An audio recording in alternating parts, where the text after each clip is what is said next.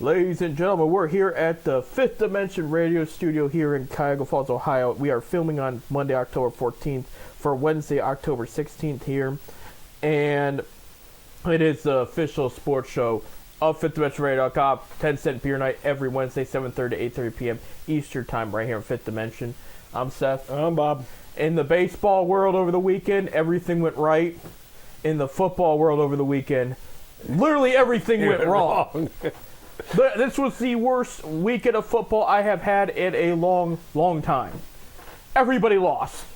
And we'll get to that. We'll get that straight. We got to give the due diligence to Stephen Vogt and his team, the Cleveland Guardians. The second time under the Guardians' name will be headed to the ALCS. And just like last time, they're going to play the New York Yankees. But it took 5 games. They won at home on a Saturday afternoon. And what a game it was. Again, Bob, we had talked about at trade deadline, they did only a couple moves, but the big one that we said would make an impact later on would be Lane Thomas. 2 home runs and 9 RBIs in the whole series against the Detroit Tigers. He was the Guards team MVP pretty much for that. It was worth the trade. Yeah. And I mean, this is just the beginning. Like me and Bob were talking about, this is a guy, good contact, balance of good contact and power, some decent speed. I mean, when he gets rolling, he's a dangerous hitter. It took him a little bit, and when the adjustments were made, he has now shown up when they need him the most. Yeah, because there was a while there I was starting to wonder. Right. When he first came, I mean, the first couple of weeks, I mean, it was like, this guy's supposed to have all this power. What's he doing?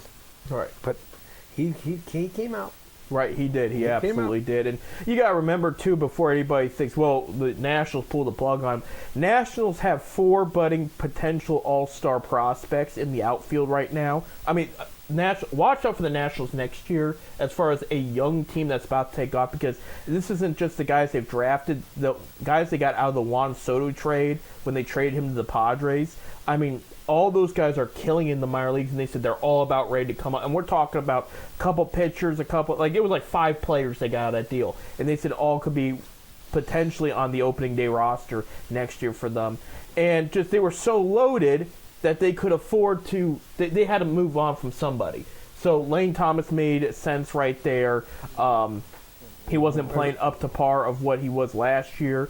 But he, in his short time with the Guards, he has turned things around and he's looked good. But bottom line, Bob, this is a team whose season is still going on when we weren't quite sure. I didn't even think they'd make the playoffs. Right. I'm particularly about it.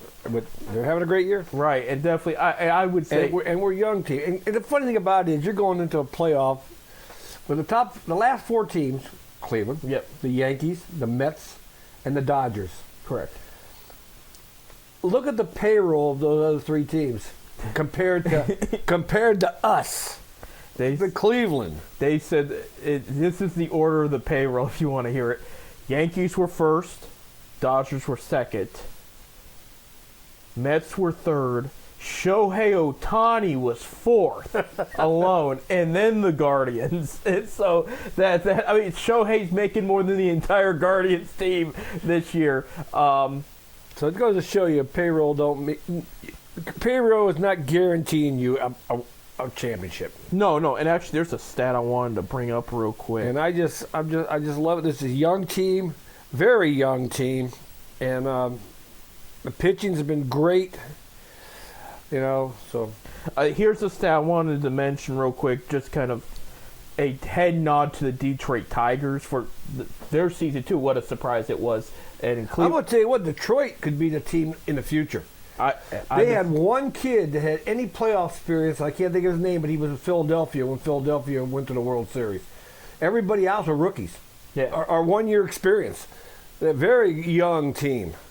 Tigers are the first team, I pulled this up, in Major League Baseball history with a 162-game season to have 0 players with the following: 150-plus hits, 75-plus RBIs, 25-plus home runs, and 25-plus stolen bases. Had none of that and was a game away from going to the ALCS. I mean, that says a lot. Yeah, Detroit's going to be... A.J. Hint has got those kids playing good ball. Yeah. Them and the Royals watch out for with Cleveland, and of course Cleveland give credit when credit's due. Definitely my vote for manager of the year is going to Stephen Vogt at this point. Given the situation and what was expected of him, I mean he's exceeded expectations all over the place. I think the question I have, Bob, and this was really puzzling to Red Sox legends David Ortiz and Pedro Martinez too. We go into Game 5 there, okay? Vogt takes Matthew Boyd, his starting pitcher, out after 2 innings. That I don't understand. What was it? I mean, they had guys on base, but they weren't scoring. Right. It was nothing when they took him out. Right. I don't understand that. Then he really used the bullpen, 8 pitchers. Yeah. He used the whole bullpen. The whole bullpen, and you can't afford to do that in the Yankee series. No. The starters have to go at least 5 or 6 innings. Right. They have to. Right. I mean, you don't want to burn their bullpen because this is what they're going into with New York. Very experienced team. Giancarlo Stanton, who New York's been waiting for him to consistently be good since he's been traded to New York. He's got power, but that's it. He hasn't been what they thought he was going to be. But he killed it in the ALDS. Absolutely destroyed the Royals. You have him, Aaron Judge, Juan Soto, who could be a spitting image of Reggie Jackson in the playoffs. And I'm going by what he did with the Padres and Nationals on top of what he's going to do with the Yankees. I mean, this guy plays October very, very well. Jazz Chisholm, since he's been, I still can't believe the Marlins pulled the plug on him. And, I mean, you got a loaded team there. And then starting pitching's doing well. The bullpen was the best bullpen between the two leagues. I mean, okay, so Dodgers set a record, tied the record 33 straight innings without giving up a run. So there's kind of like they're kind of head-to-head with the Yankees bullpen there. But the Yankees bullpen, the last few games, gave up 1 earned run in like the last 3 games against the Royals. I mean, this bullpen's very good. This is going to be a tough match. I mean, I'm going to say it, and I'm not trying to be I think these are going to be low-scoring games. Right. With the Yankees and the Tribe, or Guardians. Yeah, well, I'm wearing Tribe stuff right now. I'm wearing a Wahoo hat. Right. So I don't mean to be a Dolan doubter here, but there is a chance they don't play their cards right. They could get swept if they're not careful. And I bring it, people can get mad as all they want, but the 2 games Cleveland lost to Detroit, they were shut out. The hitting is still inconsistent. Like when they need it in the clutch, it shows up, which is good. And you saw not just Lane Thomas, but Jose Ramirez had a key home run, and Fry had a key home run in that last game in Detroit. But against the Yankees, you do not, one slip could cost you the game, and you do not want to do that. You have Aaron Boone, a very experienced manager, and you got to remember too, if Cleveland were to do the unthinkable and beat them in the series, Boone's gone. He's fired. So I don't see that happening. I do. If Cleveland were to hypothetically win the series, I see New York firing Aaron Boone over it.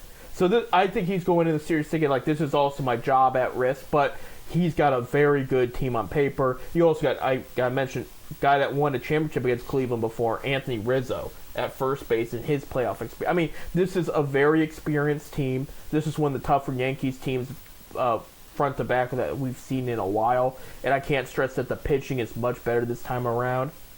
But it's going to be tough. So you got to keep your starter pitching. If they're doing well, you got to keep them out there. If they're not doing well, that's one thing. But, I mean, that move right there in Game 5 puzzled a lot of people. And then he makes Clase pitch to it, which I get in that situation. But it's literally, if he screws up, who do you have left? And all I know is it was great when I seen Clase strike out Carpenter. Right. Because Carpenter, that 3-run homer in the fourth game. Right, exactly there. So, but Guards have made this far. They play Wednesday night in New York. No, they play Monday, Tuesday. They're off Wednesday. Oh, they do play today, don't they? Yeah, they play at 7:38. Yeah, you're right. My bad. On Monday night. Now, when we're seeing this, they're already going to be 2 games in. They play Monday and Tuesday in New York. Wednesday they're off. Then they come back to Cleveland for Thursday, Friday, and Saturday for 3 games in Cleveland. The final 2 games, if it goes that far, will be in New York on Monday and Tuesday. So for the 7-game series.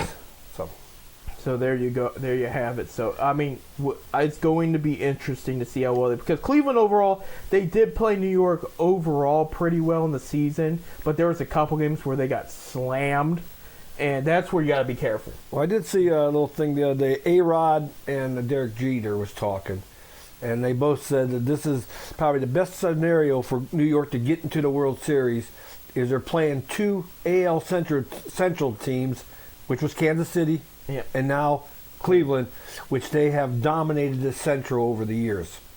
So right, and so, but let's come on, guards, we can do it. Right, but they're going to need to be focused. They're going to have to play their heart out. But I cannot stress this is going to be a very tough matchup. But I still believe that our starters have to go 5-6 innings. They have to. They have to, and they got to can't kill our bullpen now. They have to stay healthy too because I know Monday night Cobb is opening the Monday night's game. Yep. And then Bybee will be on Tuesday night. Right. There you go. On the National League side of things, Mets beat the Phillies in 4 games. Francisco Lindor hit the game-winning home run in the last game there. Grand slam, excuse me. I was watching it live. I said, watch him hit a grand slam. I said, just watch him. And sure enough, he got that swing. And he's been absolutely killing it. But that was an upset. You know, Mets beat their division rivals, the Phillies, who have had a great year. I mean, could we see a Subway Series? Potentially. We'll go get to that in a sec. Dodgers beat the Padres in 5 games there. Did not give up a run in the last 2 games, and that was huge. I believe that was the case. Hold on a second. I want to give you. I personally think the Dodgers got better pitching than the Mets have. Right. Yeah. Well, last night was Game 1 of the Mets and Dodgers series. Dodgers shut out the Mets 9-0. I mean, they clobbered them, and they really Jack Flaherty, who was a trade target for Cleveland at the deadline, goes to L.A. He actually grew up in California and was a Dodgers fan, so it's fitting. He was on fire last night, absolutely shutting them down. Game 2 is today, this afternoon, at 4 p.m. In L.A., and then Cleveland and New York will be tonight. So we'll see what happens that way if the Mets can bounce back there. Manaea for the Mets, that lefty former Oakland Athletic in New York Yankee, I believe, and then Brazier for the Dodgers there will be your starters. And again, this is a Dodgers team, great, like you mentioned about the pitching. Bullpen's been awesome. Hitting's been awesome. Starting pitching, when it's good, it's great. When it's bad, it's really bad. And they've still had injuries. Clayton Kershaw, again, is still banged up. They had a couple other key guys this year that didn't make an appearance. Walker Buehler still has not bounced back from his injury about early last year where he had Tommy John. And that's like when he's on the mound in this playoff series, it makes you a little nervous. When you have like those young Guardians pitchers and you're not sure what you're going to see. It's the same thing now with Walker Buehler. This is not the ace. If this was 2 years ago, this is the guy you want on the mound. Right now, it's not. So that's where the Mets could bounce back and find a spark is when they play up against somebody like Buehler. But there's a lot of heat going on with the Mets right now. A good heat, I mean. They were the best team in the National League in September. I think Detroit edged them out for best record in overall in September. But this Mets team is hungry. They're united. They're pumped for each other. And I see it. I have Dodgers in 6, but it could go to Game 7. But I wouldn't be surprised if there's a win for the Mets this afternoon. But it's going to be a good series. This one is. And so that's the question is, we don't want here in Northeast Ohio. We don't want to assume the Yankees win this one, even though they're favorites. But on paper, a Yankees Dodgers or Yankees Mets would be a matchup they'd want to see. Yeah. But people in Northeast and more, because they were saying after the Game 5 in Cleveland, they said Tigers fans were tapping Cleveland fans on the shoulder, giving them a fist, and said "F the Yankees." and they'd be like, F the Yankees. Well, that's always been our rival. Right. The Yankees always been. And I really believe Cleveland has any chance of winning this series, they have to split in New York. Yes. They have to split. They can't afford to come back to Cleveland 0-2. No. It can't be afforded. And New York can win in Cleveland. They've shown that. Several times, and they got to watch out too because, going back in the past matchups in the playoffs, Aaron Judge has had their number. I mean, his best playoff games have been against Cleveland, just absolutely beating the daylights out of the ball. But here, bottom line is they're in the Final Four. They're still around. Progressive Field's getting sold out, and Game 3 is already sold out. Yeah. I heard that this morning. Right. Which is great to hear. It really is. Hopefully more Cleveland fans than New York fans. And there has been... it was great seeing that crowd the other night, especially when Thomas hit that grand slam. Right. You see that crowd go crazy, and I was watching it on TV. So, like I said, we got to have a split in New York. We have to have a split. Right. They can't come back 0-2 like you said. But it's good to see some positively in Cleveland after everything that's been going on in football. I'm talking even just beyond the Browns. And around the corner, we'll talk more about it next week, but Cleveland Cavaliers start up next week. Mm-hmm. So, there's a lot to look forward to in Cleveland that's not football. And that's why if you're the Browns, you got to be sweating a little bit because it's like if you don't get your fans back on board right now. I think we're done. If you don't do it, they're going to take their attention elsewhere. And it's just going to happen. And I think people might think, are we being too harsh? No, they're millionaires that get paid to play a game. And they've played well the past. Let's be honest. The Browns have been a consistent winning team the past 4 years or so. And so to see them go back, take a step back, fans are not going to take kindly to that. So they're going to be like, well, we're going to turn attention to the guards and the Cavaliers here. There you go. We're in the last minute. Want to just briefly bring up the Cavs, just because there's not much to really say right now. We'll talk more about it next week. But in the preseason, they've overall played well. They've lost their first 2 preseason games. Well, preseason don't mean nothing. Yeah, I mean, exactly. And they have 2 this week, too, all against division rivals. I will say against the Pacers the other night, I mean, most of the guys did not play because of rest and injury and whatnot. Mild injuries, nothing to panic about. Pacers, did our boy play?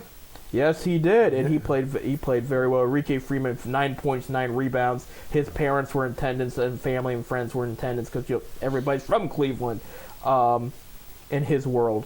So, I mean, he did play very well. Pacers did beat the Cavs, as I mentioned, 120 to 117. But Cavs got a different and better plan going into the year. And then to see Donovan Mitchell talk about he believes they're a championship contender, which is why he resigned, that always makes you feel good. Something to remember, Bob. We love Jim Thome. There was a statue of him outside Cleveland. He still left twice. We love LeBron James. He won a championship in Cleveland. He still left twice. Manny Ramirez loved Cleveland. He still left. Donovan Mitchell did not leave. And you cannot take that for granted. So I'm excited for the Donovan Mitchell era and see where that goes. But, I mean, I think that was the biggest compliment this summer when he officially signed that contract and he put the media to rest. So things will kick off there next week. Hey, we got to take a break. When we come back, we're going to talk college football. Ohio State was not the only ranked team that lost over the weekend. We'll talk about that and more.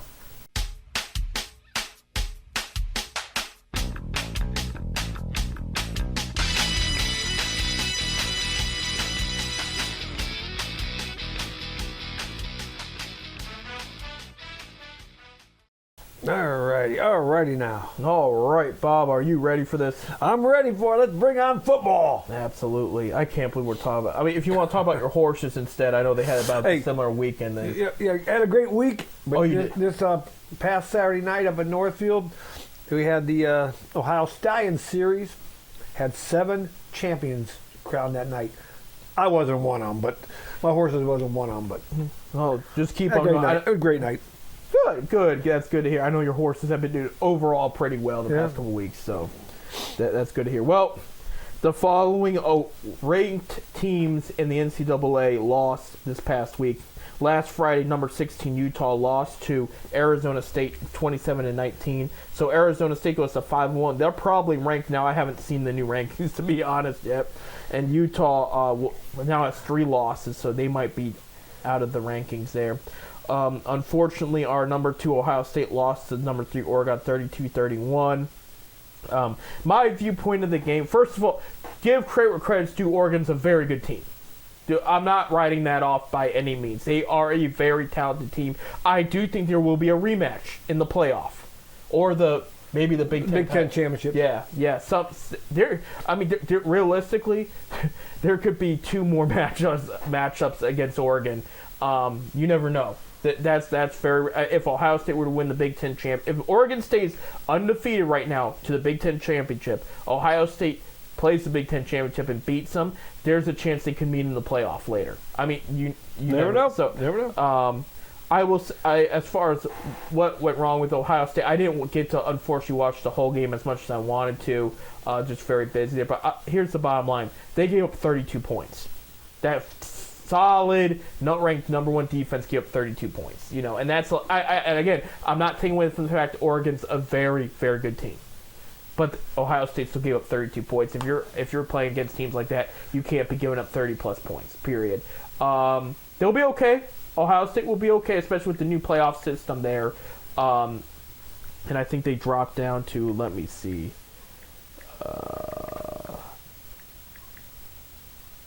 Maybe they're off. I think they dropped down to 4. They're not playing week 8. Wait. Ohio State.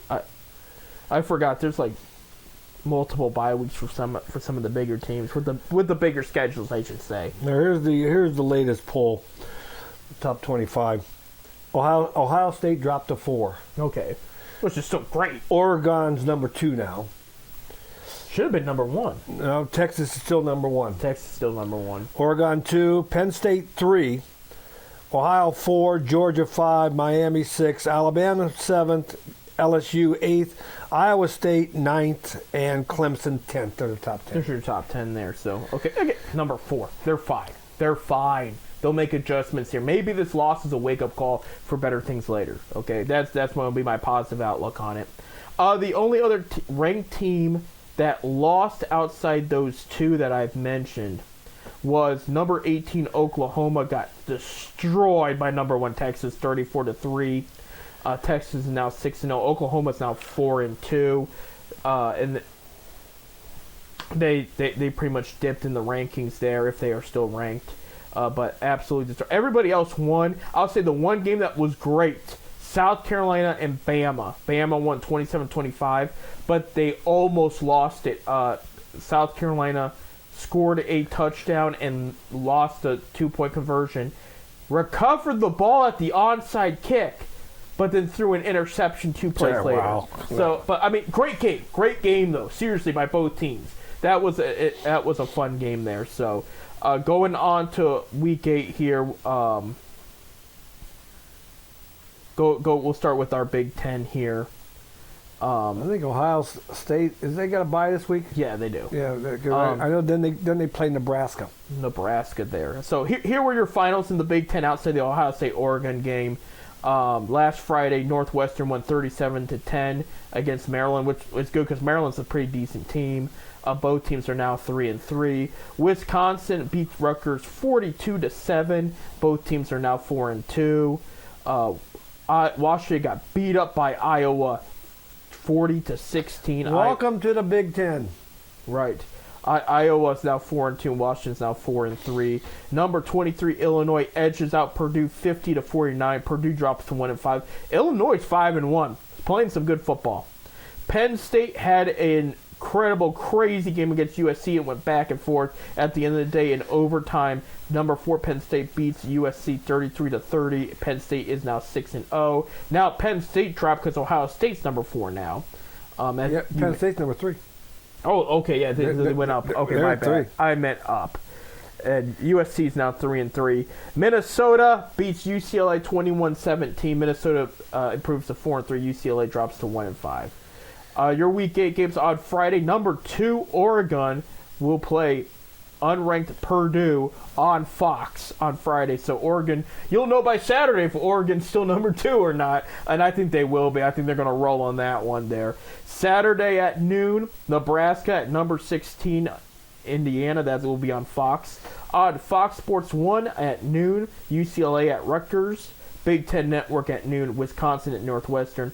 3:30 p.m. on CBS. Number 24, the team up north will take on number 22, Illinois. That's going to be a good one. That could make a big difference to each team's season. If Illinois were to win, you might forget about Michigan repeating and going into that playoff there. But if Illinois would lose, it's going to drop them a little bit. But again, that also, I think Illinois would shoot up in the rankings too if they win that game there. So 4 p.m. on Fox Sports 1, USC at Maryland. 7:30 p.m. on NBC, Iowa versus Michigan State. So that should be a fun one there. It's funny seeing, like I said, USC's at Maryland, cross country. You've never seen that before. When they were separate, what I'm saying? Right. Separate conferences, going across country from LA to Maryland. There you go. Absolutely. I mean, it just seems weird. It's weird to say that now. It's part of the Big Ten. It will. Top 25 games to watch out for in week 8 real quick. I'm going to look for ranked matchups here. Number 7, Bama at number 11, Tennessee, 3:30 p.m. on ABC on Saturday. That's going to be a good one to watch out for. We mentioned Michigan and Illinois. The rest, never mind. 7:30 p.m. on ABC, number 5, Georgia at number 1, Texas. That's going to be a game. So we got a couple good, really, really good games coming up this weekend that could really. I did hear Georgia was playing Texas this week. Yeah, some really, really good games to just look out for there. And I know, given we'll get to the Browns here in a little bit, but given what the draft is looking like it's shaping up going into next year, everybody's watching Quinn Ewers of Texas, former Ohio State Buckeye, to see how well he plays in a game like that, because potentially the top quarterback of the draft, maybe not, second, third, but they're going to be watching. He's number 1 in the country right now, and he's going up against Georgia, so that's going to be a good matchup. Going to the MAC Week 7, unfortunately it was delayed until late, but Akron lost 24-34 to Western Michigan in Kalamazoo. Akron drops to 1-6. Western Michigan is now 3-3. The story with that game: Akron took a 17-0 lead. Oh yeah, I know. I listened to it. Excuse me. And then there was hail and lightning midway, early third quarter. They were delayed until after the Ohio State game was done and resumed play. So they were, we were talking about 10 o'clock at night? Yes. Yeah, they resumed play at 10 o'clock at night. And about a lot of the fans, because the hail was so big, they said they were concerned for fan safety. So that's where all the delays. So, and lightning, as long as there's lightning, they're going to continue to delay, and there was plenty of lightning all night there. But Akron does lose there. They played better than I thought they would, but it hurts knowing they could have had that one. And I was only about 25 miles north of Akron. Was it at Akron? They was playing at Akron, wasn't they? No, they were playing at Western Michigan. Or was it Michigan? Okay, I was going to say I thought it was at Akron. Because I was up the road about 20 miles, and we had nothing. No, we had nothing. No, no, that was at Kalamazoo, Michigan. It got kind of rough there. This is one Akron needs to circle and be aware of. Buffalo over the weekend beat Toledo 15-30. And Toledo's very, very good. Both of them are now 4-2, so the fact Buffalo beat Toledo like that, and Buffalo is on Akron's schedule, they got to watch out, because that one might be rough. Kent almost pulled off an upset and got their first win of the season, fell short. They lose to Ball State 37-35 at Dick Stadium. Ball State improves to 2-4. Kent goes to 0-6. Miami of Ohio beats Eastern Michigan 38-14. Miami of Ohio improves to 2-4. Eastern Michigan now 4-2. Northern Illinois beat Bowling Green 17-7. Northern Illinois improves to 4-2. Bowling Green is now 2-4. And then Ohio edges out Central Michigan 27-25 in Michigan. 4-2 are Ohio, 3-3 is Central Michigan. So going into week 8 here, Akron also has a bye. So there must be 2 byes in college. I keep forgetting because both Akron and Ohio State have had a bye already outside of this weekend. So 2 byes. They gave 2 byes. I think so. They did. I think they increased. I think they increased the schedule by a game or two. I know they was at a bye this week because I look at my ticket stubs. I mean my tickets. I know, and they're home the following week against Eastern Michigan. Right. So they better. Well, I guess we'll talk about them a little bit more next week there. But this Saturday's games, there's no Friday or Thursday, and that is coming up on the schedule soon. Tuesday, Wednesday, Thursday, Friday in the MAC, so it's going to get a little weird soon. But Saturday, 2 p.m. on ESPN Plus, Central Michigan versus Eastern Michigan. A great Michigan battle for you. 3:30 p.m. on ESPN Plus, Kent goes to Bowling Green. 3:30 p.m. on ESPN Plus, Western Michigan at Buffalo. That should be a decent one. 3:30 p.m. at ESPN Plus, Ohio goes to Miami of Ohio. An Ohio matchup there for you. 3:30 p.m. ESPN Plus, Toledo goes to Northern Illinois. That one's probably going to be a solid one. Northern Illinois is 2.5 game point favorites there. So yeah, that's going to be a close one. That's probably going to be your MAC game of the week. Yeah. 7 p.m. on ESPN Plus. This is not going to be a good one. Ball State going against an SEC team, Vanderbilt, who beat Bama a week ago. Yeah. So that one's not going to end up very well. But that's crazy. But you know that Ball State's a winner before it even starts. Why? Huh? That game, they're already a winner. Why? I'm sure Vanderbilt give them $2 million. Oh yeah. It shocks me that it's this late in the season because this is week 8. Usually they're in the. This smack time. You got to remember too, the Mid-American Conference only got 13 teams until next year when Massachusetts joins. So there's an odd number of teams now. So some of them probably got games late. Right. But so, long story short, Bob, what I'm trying to tell you is we have the pain of these Ohio State and Akron losses, and we got to think about it for another week because they're on bye. But I hope they're sitting there making adjustments. And I know Ohio State will. I have faith. Ohio State is the only team I like, Ohio State football specifically, that I know at the end of the day, they're going to figure it out. They're going to do the right thing. They're going to come back on top and win. Is Akron? No. Akron, sometimes the Cavaliers, no. Sometimes the Guardians, no. And we know definitely not the Browns. Not the Browns, yeah. Ohio State football, and I won't say about the basketball team either. I'm only saying Ohio State football is the only one where I know they're going to figure it out. It's going to be okay. That loss, you know what? It hurts more if it was the Big Ten championship or the championship game. Absolutely, that would have hurt more. But I know at the end of the day, this is going to help be a wake-up call. They're going to get their stuff together, and they're going to figure it out. Because they are still a great team. They really are.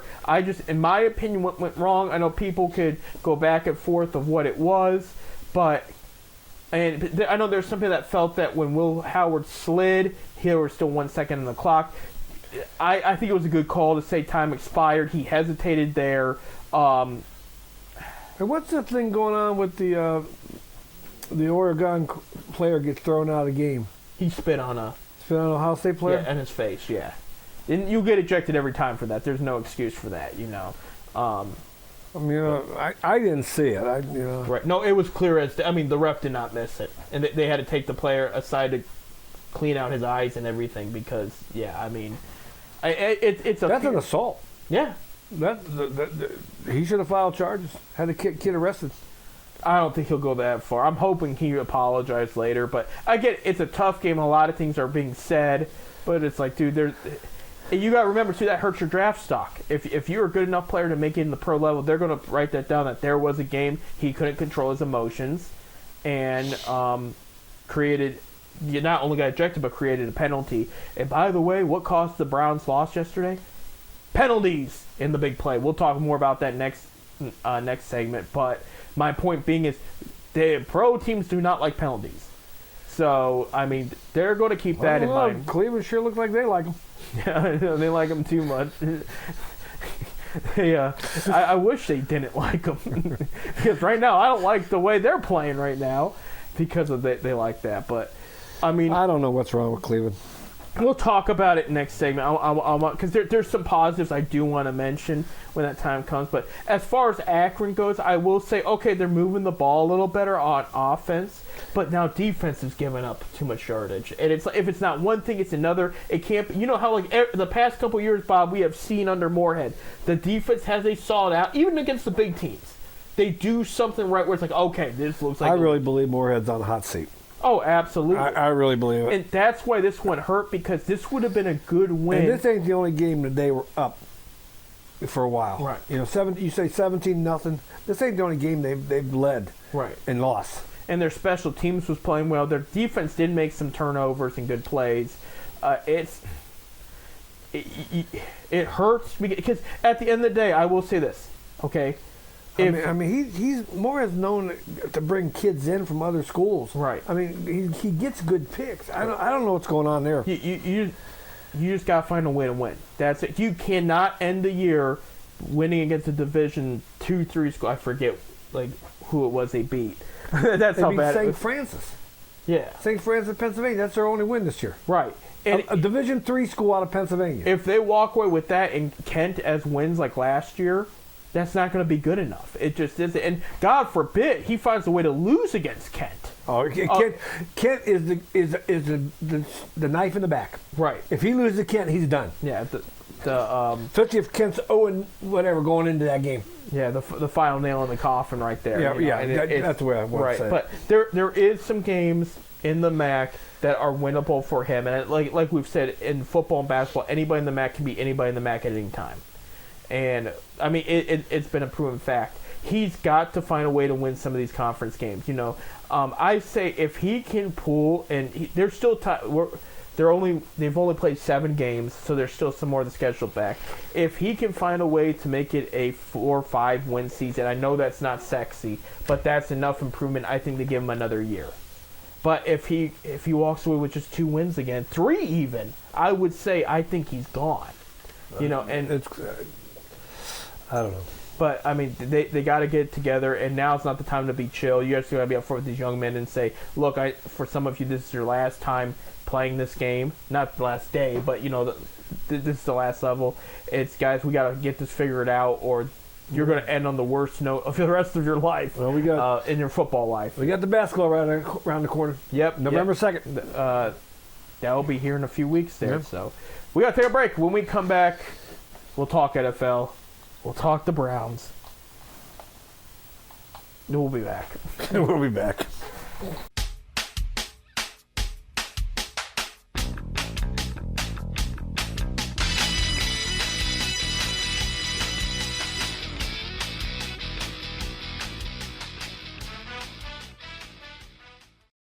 All right, ladies and gentlemen, welcome back to our last segment of 10 Cent Beer Night with Seth and Bob here. Thanks for coming in, Bob. Thanks for inviting me. Thanks for working, Bob. Other Bob.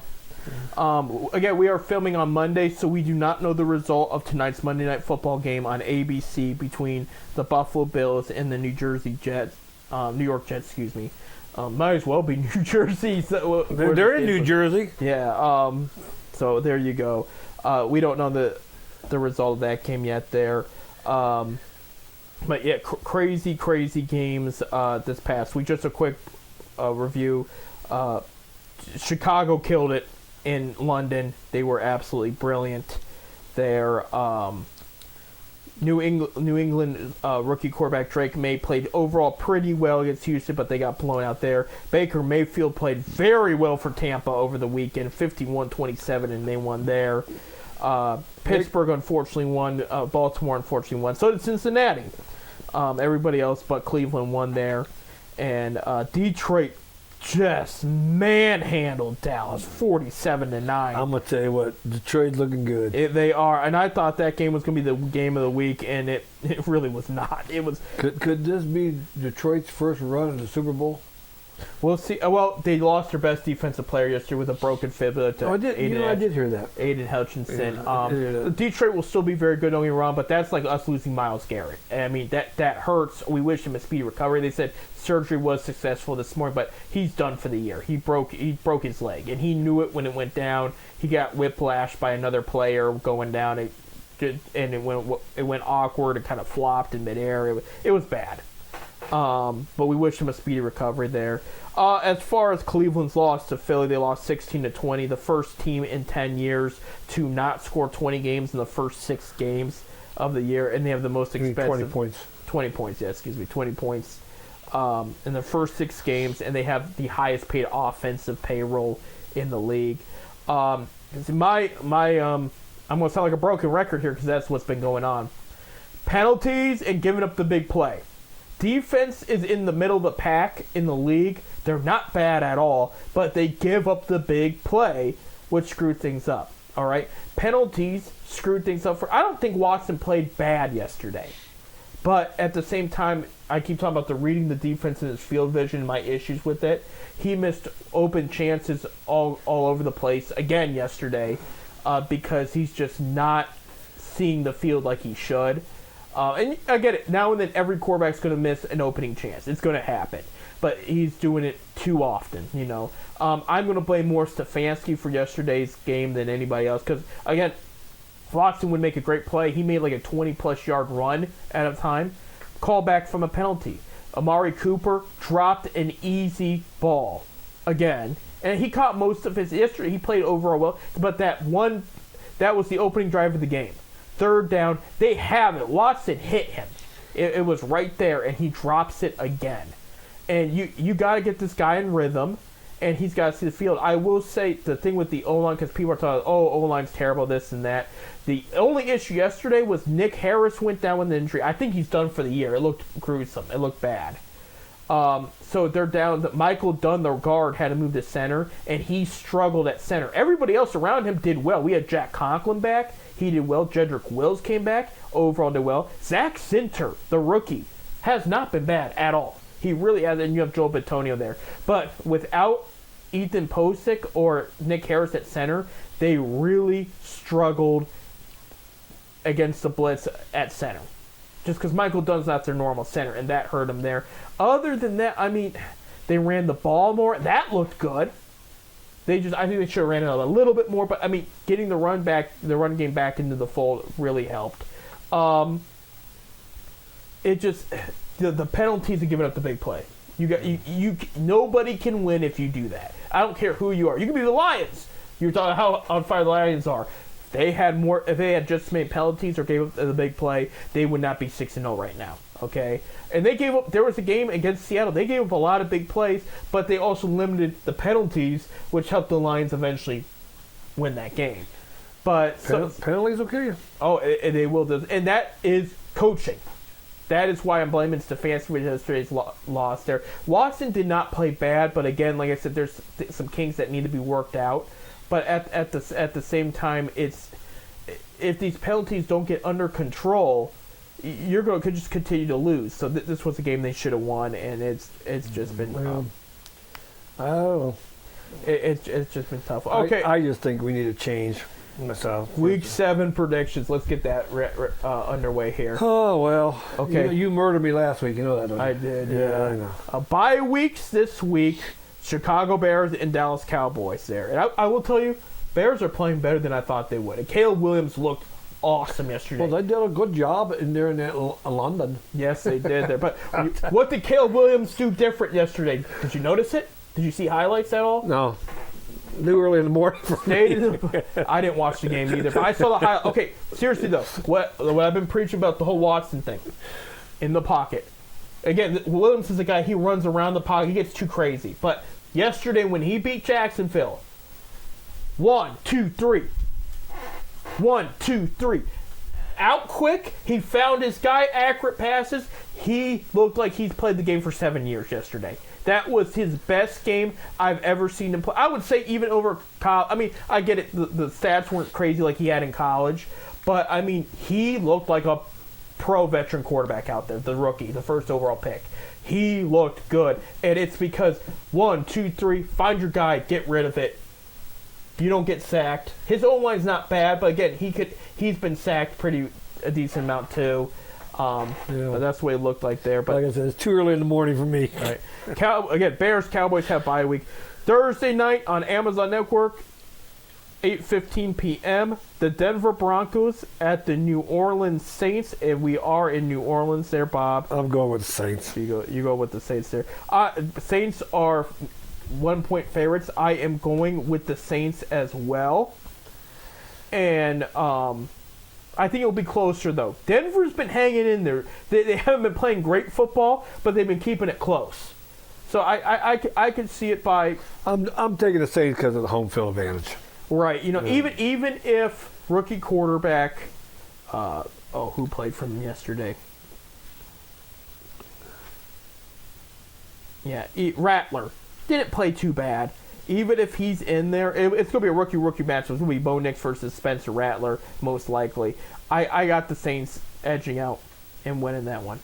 9:30 a.m. on NFL Network on Sunday. We're back in London. And not only are we back in London, Jacksonville's staying in London because they're going to play their second straight game in London as the New England Patriots will take on the Jacksonville Jaguars in London. And again, Jacksonville's turned to the London team. They said there's more Jacksonville fans yesterday than there was. I'm going to take Jacksonville because they ain't going to have the time zone mess up there because they're there.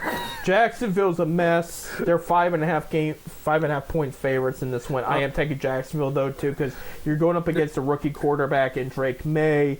I think they're going to be smart enough defensively to limit him. But I think that they need a win here, and I think, like you said, the whole time difference and stuff like that, they'll be adjusted. Yeah. I mean, they're staying over there. They're not even going back to Jacksonville right now. They're practicing in London, as we speak. So that's weird. 2 weeks in a row they're in London. I wonder why that is. Because they're going to move to London. A possibility. So eventually it's going to be a world game. Well. Godell said over the weekend he's putting together some ideas for a potential Super Bowl outside the United States. So, well, you know where I see it's going to be? What? Mexico. He's going to go with Mexico. Mexico. All right, we both picked Jacksonville in this one. All right. 1 p.m. on CBS. It's the Battle of Ohio. The Cincinnati Bengals at the Cleveland Browns. Bengals 5-point favorites. Bob, what do you think? I'm taking the Bengals. I know what you're going to do, but I'm taking the Bengals. I'm done with the Browns. I would have taken the Bengals with one exception here. Okay, yes, by the way, I'm taking the Browns. This is why. They need a change in the locker room. They need a change in the huddle. Nick Chubb will be making his debut on Sunday. That's the change that's going to... He will be the reason they win that game on Sunday. I got Browns... I think it's going to take... I'm going to say by 10. It's going to take him a couple games to get up to par. But I think his presence and the fans, at the game, amping the team up with him coming back, if Chubb does not play, the Bengals are going to win. But if Chubb plays, it's just going to make a moral and mental positive difference enough that they win this game. I'm dead serious. They're at home. Chubb is back. I think, and he has great history against the Bengals. I'm not saying he's going to run for over 200 yards or anything crazy. Just his appearance there, he could run for 54 yards and a touchdown. That's going to be enough. Well, they need to win. Yeah, to motivate them to win this game. They need some positivity in that huddle, and he's going to be the guy there. Because of Nick Chubb coming back, I'm taking the Browns there. Again, I cannot stress, if he wasn't, I would have taken the Bengals here, but that's just me. So we have a disagreement. On Fox at 1 p.m., the Seattle Seahawks at the Atlanta Falcons. This one's going to be a good one. Falcons are 2.5 favorites in Atlanta. What do you think, Bob? I'm taking Atlanta. I'm taking Atlanta because they're in Atlanta. There you go. I'm actually going to take Seattle because of Seattle's defense. I'm sold. They got the Ravens' old D coordinator as their head coach now. Seattle's defense has played overall pretty well the first few weeks. Both these teams are very good offensively. but I think that the defensive edge Seattle bring, and Atlanta's got a solid defense too, but I mean Seattle, the only game they did not play well was the Lions. There was kind of a shootout there, but my gut just says Seattle's going to edge them out by like 3 points in this game, so I'm going to go with Seattle here, and that one's on Fox. 1 p.m. on CBS, Tennessee Titans at the Buffalo Bills. Bills 8.5-point favorites. What do you think, Bob? Buffalo. I'm taking Buffalo, too. I think Titans, they're rebuilding. They got some stuff they need to work out. I think Buffalo's here to win, and I think it's going to be a good game for the Buffalo fans. So, and I agree by that point margin. It could be 8 to 10, 12 points there. 1 p.m. on CBS, we go to Lambeau Field as the Houston Texans take on the Green Bay Packers. Packers 3-point favorites. What do you think, Bob? Well, I'm taking the Pack. He's taking the Pack. I'm going to take the Pack as well. Offensively, they've played out of their mind. Defensively, it's getting better. Where with Houston, defensively, it's not bad, but it should be better. Offensively, they're playing very good, though, but I think the Packers' defense is going to be the difference maker here. I'm going with Green Bay, too, and I'm going to say 3 points as well. That's going to be a close game. 1 p.m. on Fox, Miami Dolphins. Still without Tua Tagovailoa. They said he's getting better, but he will not play this week, so most likely Tyler Huntley's going to be the starter there. They go up against Indianapolis Colts in Indiana. Joe Flacco started again and played overall pretty well. And I expect him to be the starter in this one. Yeah, they won the game against Tennessee this past week. Tennessee wasn't much. I'm going to take Indianapolis because you know me, I'm a Flacco fan. I think Flacco's going to outdo Tyler Huntley here. I think if it was all the starters, if Tua was in this game, I'd probably take Miami by an edge. I'm going to say the Colts win. I'd go say by 7 points. They're 3.5 favorites here. It's just Indianapolis is playing well with Flacco under center. They just really are. That's a damn shame it's not in Cleveland. 1 p.m. on Fox. By the way, I think it's weird Fox is carrying the Miami-Indianapolis game. That's an AFC matchup. Usually that's CBS. But 1 p.m. on Fox, Detroit Lions against the Minnesota Vikings.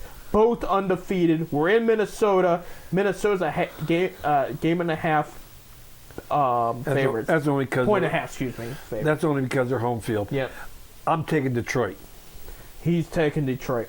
I'm taking Detroit. They played out of their mind this past week. They beat a good Cowboys. They massacred a good Cowboys team. And it's good. This is going to be a great game. It could be by 1 point. It really, realistically could. I think this is just going to be a shootout.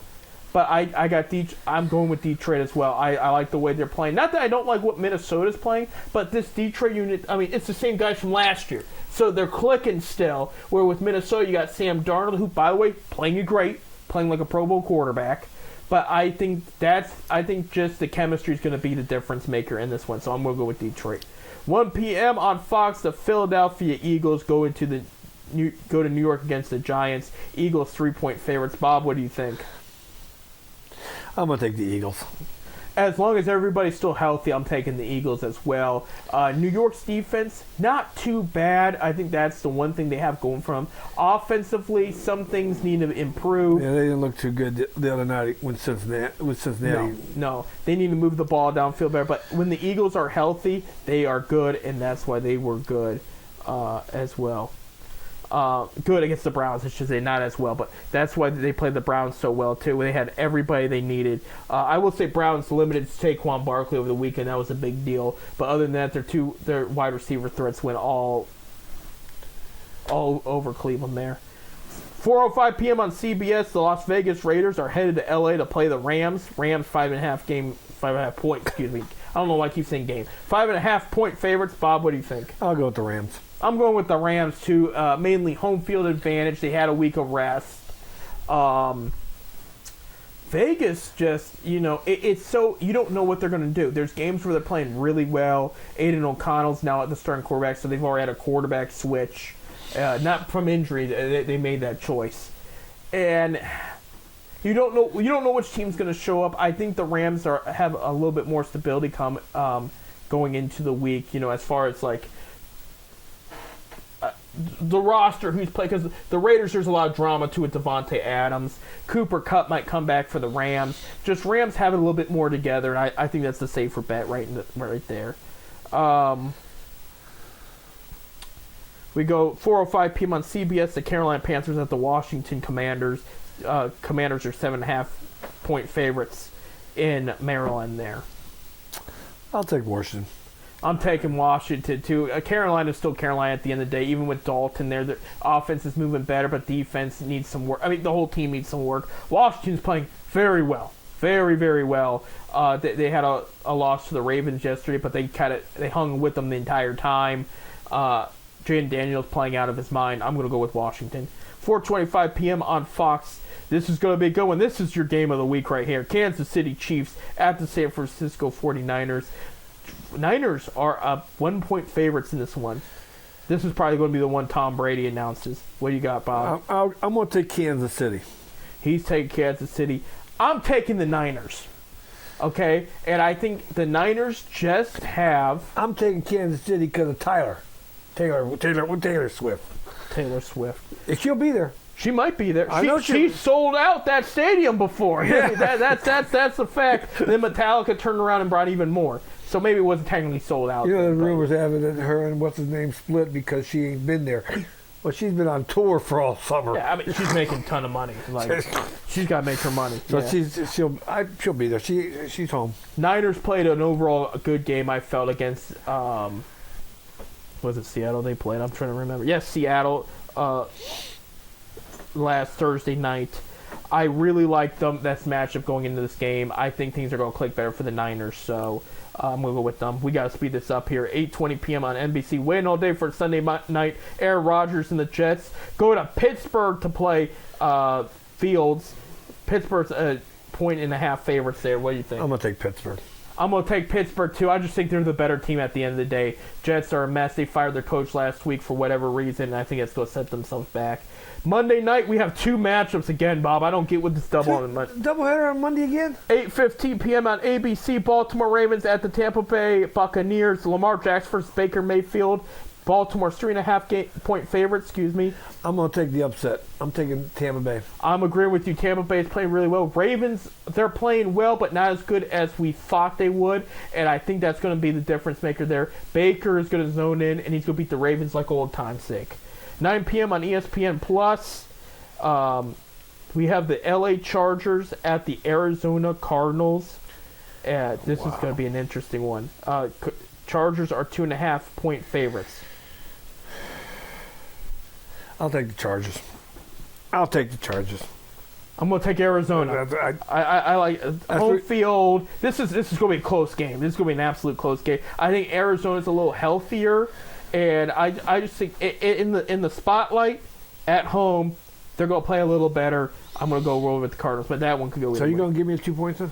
I'm going to give you the 2 points. Okay. We got to wrap it up here, ladies and gentlemen. Next week is our NBA preview. We're going to talk about what the Cleveland Cavaliers are looking like going into the season amongst the other teams. And, of course, sort of accurate. He was born in Cleveland, grew up a lot of accurate, but Bronny James will make his NBA debut next week. So we'll talk about that with his dad and about him and his dad, and more. We'll also talk about how the Guardians are shaping up in the ALCS against the Yankees. And... well, we don't have Zips and Buckeyes really to talk about from their results. Well, hopefully we can talk next week that the Guardians are in the World Series. Well, I'm also hoping that we can talk about Nick Chubb had a good debut. So we're hoping for good things is what we're trying to tell you guys. But we got to wrap it up here. So with all that being said, go Guards. Go Guardians. We'll see you guys next week.